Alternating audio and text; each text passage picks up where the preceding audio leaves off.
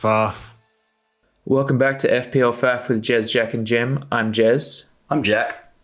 And I'm Jim. And Jack is a filthy, filthy man. Oh, filth. Absolute scum. Jack, tell us how you went this week. One of those games where I wasn't watching the Leeds Villa match. I hate you for that. But I come over to my disgusting. phone. I check the notifications. Bamford, Rafinha, and Dallas have all scored.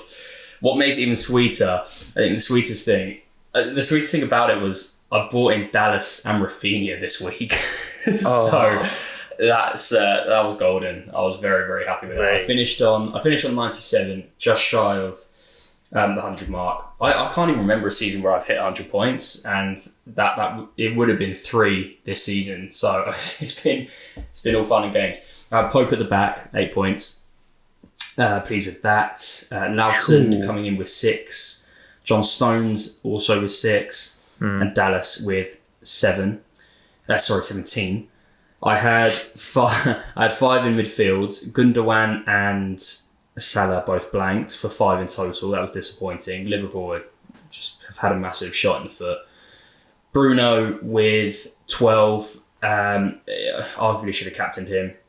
Sterling with 8, Rafinha with 12, and then up top, Bamford, who was my captain, got me 16, and I had Antonio, who bagged against Spurs, who got me 7. So a very, very nice week all round. On the bench, Watkins, Sorfal, Mitchell, all with 2. That is the bench that you love to see. No points there. Delighted. Nothing. Completely. Oh, excellent. Jez, how'd you get on, mate? So I actually had a bit of a weird week. I finished on 68 points, which most weeks you would say is pretty good, but there were a lot of turn-up kings this week, a lot of which I did not have. So relative to a lot of the fantasy league, I didn't do that great. From back to front, I had McCarthy with 3, fine. Ben Mee with 5, Dallas with 17. He was my top scoring player. Cresswell with 2, Alioski with 2. I'm very disappointed about that. He seems to have lost his place, and I brought him in especially this week, so that's unfortunate. Bruno with 12, Gundogan with 3, Son with 2, Salah with 2, Bamford with 8, and he had my armband, so that turns into 16, and Calvert-Lewin, who didn't start, but came on and got an assist, with 4. I had a very disappointing week. Grealish was sitting on my bench. He was injured. And I left 6 points from John Stones at third sub. Oh, rough. So, yeah, that's that. Jim, how'd you get on? So, it's a mixed bag, completely. I'm not going to run through the whole team. I made 2 transfers last. Was it only 2? No, made 3. So guys, I brought Kane in.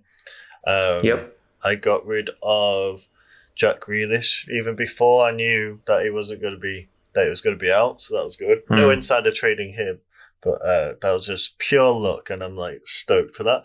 But the people I brought in all fucking blanked. So Jorginho, he came on for 10 minutes. I'm pissed because I had Gundogan on my bench. But even worse, I had Diaz on my bench with 7 points, so that's awful. He would never have come into my team. I had him on my third sub. Rookie mistake. Yep. Harrison, I knew everyone was going to get him Rafinha because he's top. He's great. So I thought, you know what, I'm going to hedge my bets and see if Harrison's going to do a turn off instead. And if he does, that's a differential for me. He gave me 3 points in the double game week.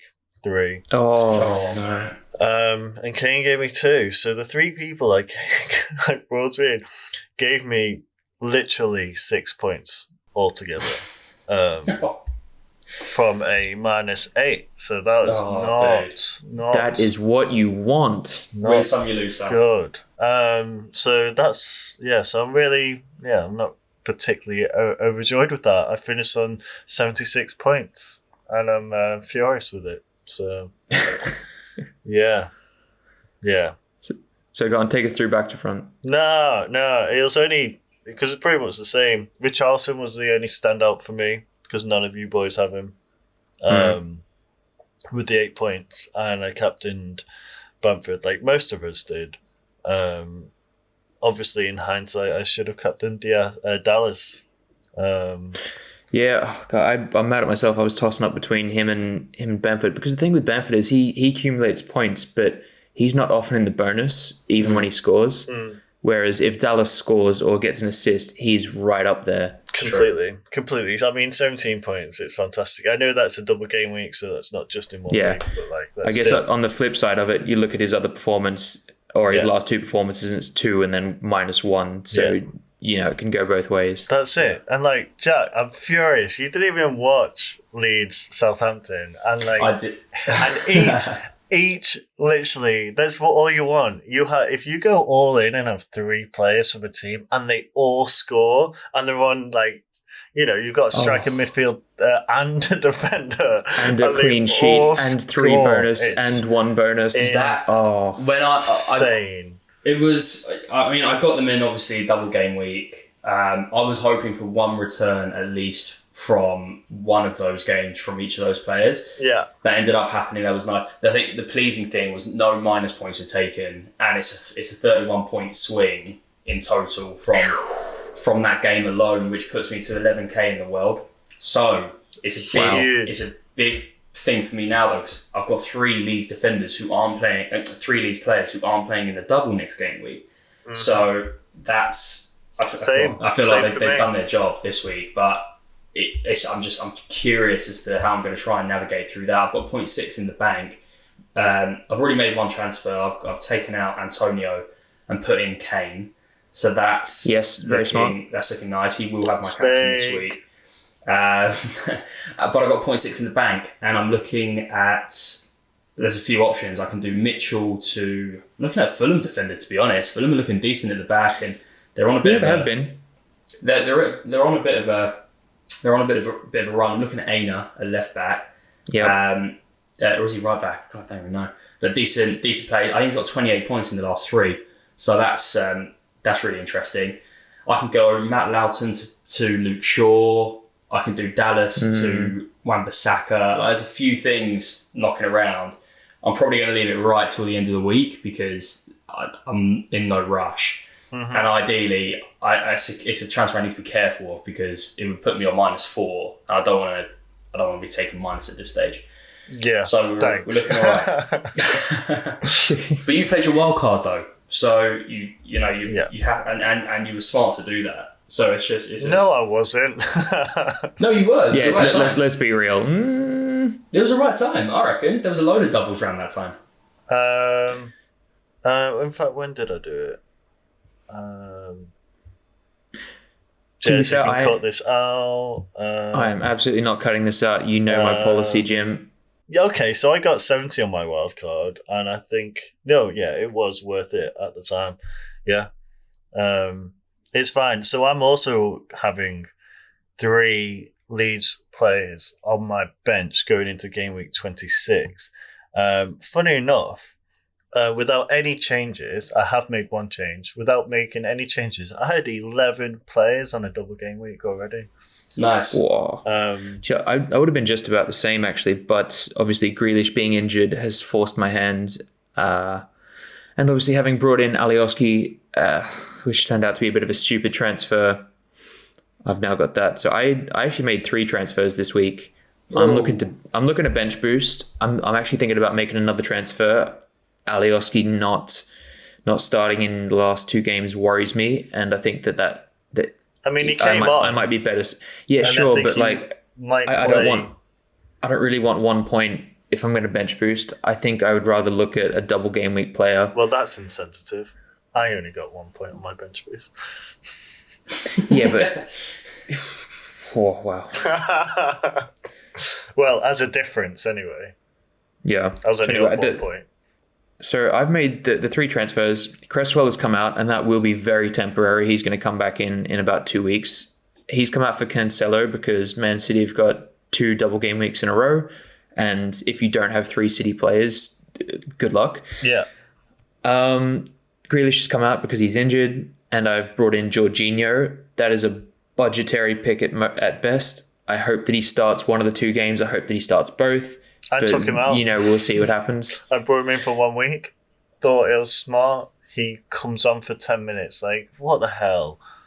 There was a pen in that game as well, and he didn't and he wasn't on the pitch.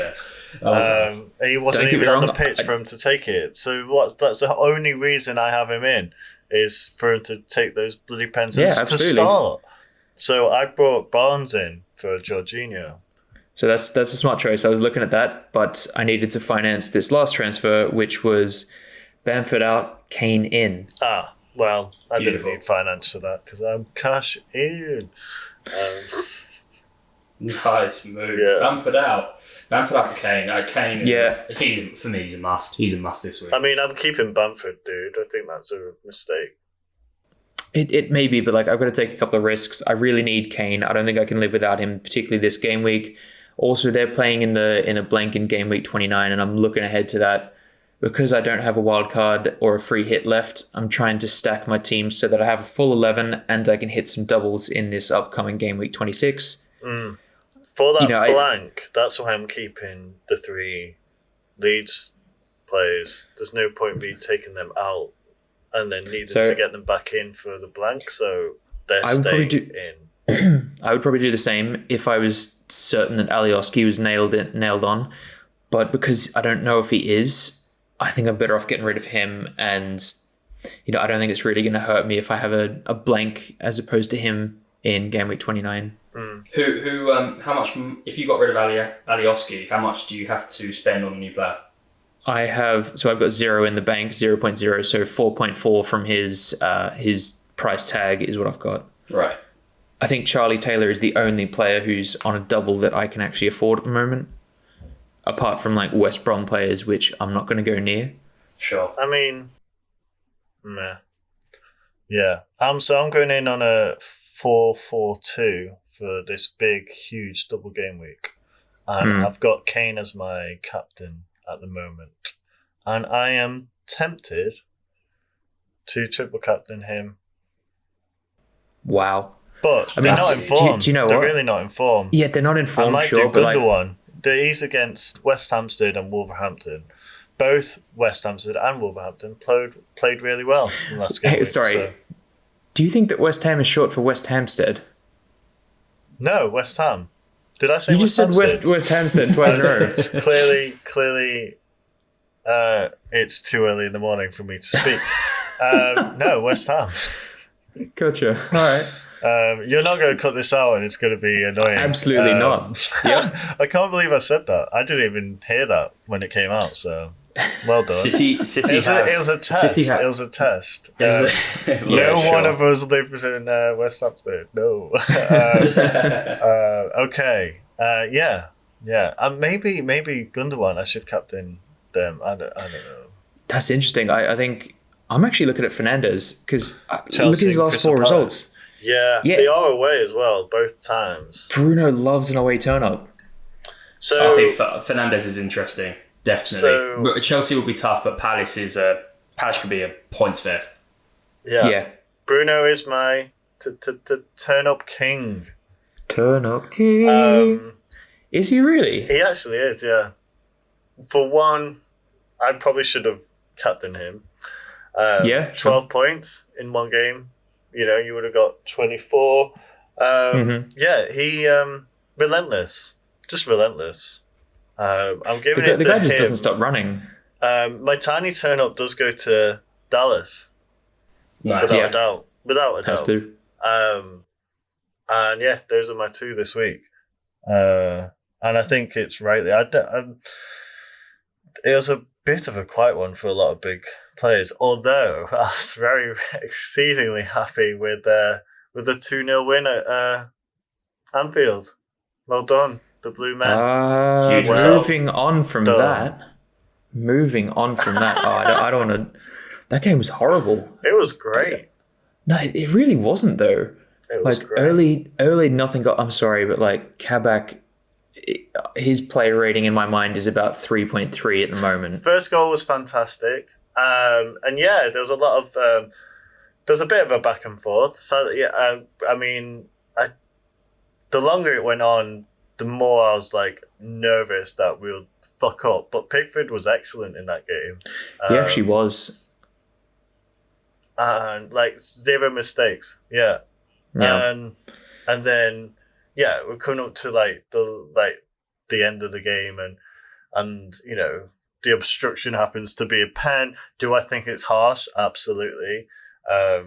But taken down, whether it's intentional or unintentional, it's still a pen. So I was happy with it. Not sorry, Jez. Yeah, fair. Anyway. So one more interesting thing from my side is Danny Ings started on the bench. Yeah. He did. What was the reason? I actually don't know. I feel like maybe just a drop in form. Obviously, Minamino's been playing well. He was benched as well.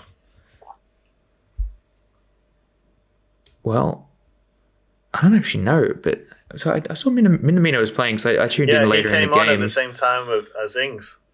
Oh, well, there you go. They're both subbed on later on. I don't know what's going on at Southampton. I think they're just trying to figure it out because what they've been doing just isn't working. Yeah, it's true. It's weird. They had great form, really great form, and then it's all gone to shit.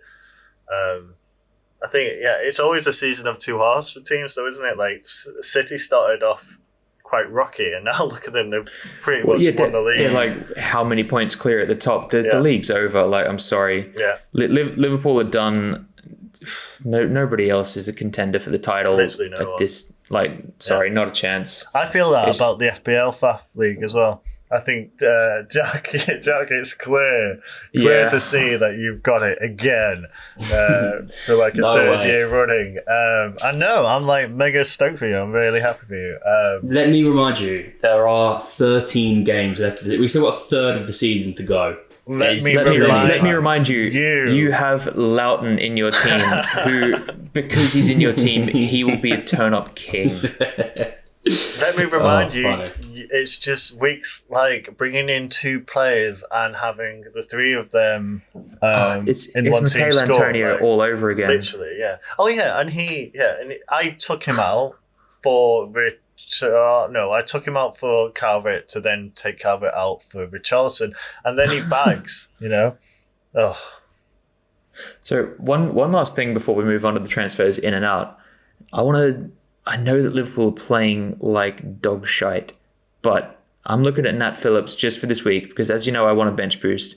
I'm not certain that Alioski's going to play, and that leaves me with 4.4. I can either go a Burnley defender, which I don't want because they've got Spurs and then Leicester. Not a chance. I mean... Or I could go Nat Phillips, who, because Liverpool have more injuries than they can count, I think that he's probably nailed on to start these next two games. It's Nat a risk. Do you want a probably to play or a definite play and a risk of conceding? I'll go for the risk of conceding. My thing is this. Liverpool have got Sheffield in the first of their two games. Really, I know they've been garbage, but like, come on, it's Sheffield. That's got to be a clean sheet. Yeah. If that's not a clean sheet for Liverpool, that's what I'm thinking. So I'm thinking clean sheet there. Maybe he picks up a bonus. Who knows? In fact, do it. I'm cool with that. It is another -4, but like equally, I just want him to play 2 games in this game week, and I'll be happy with that. Even if he only gets 4 points, you know, it's not the end of the world. The thing is, like looking beyond the double as well, they've got Fulham the game after that. Then they've got Wolves, who have struggled to score, you know, generally since Jimenez is out. Then they've got that blank, and then it goes a little bit, I don't know, sticky. But I think it could be pretty shrewd. You know, he's one of those. He does have. We've got to remember, he's got Alisson behind him. He's got Trent to his right, Robbo to his left, and you know, a world class attack. You'd like to think that they will start to shore up. They're missing all that central defensive cover, but for 4 million for a Liverpool defender, if you said that at the start of the season, everyone would have him. Yeah. No, I think that's what I'm going to do. Faff.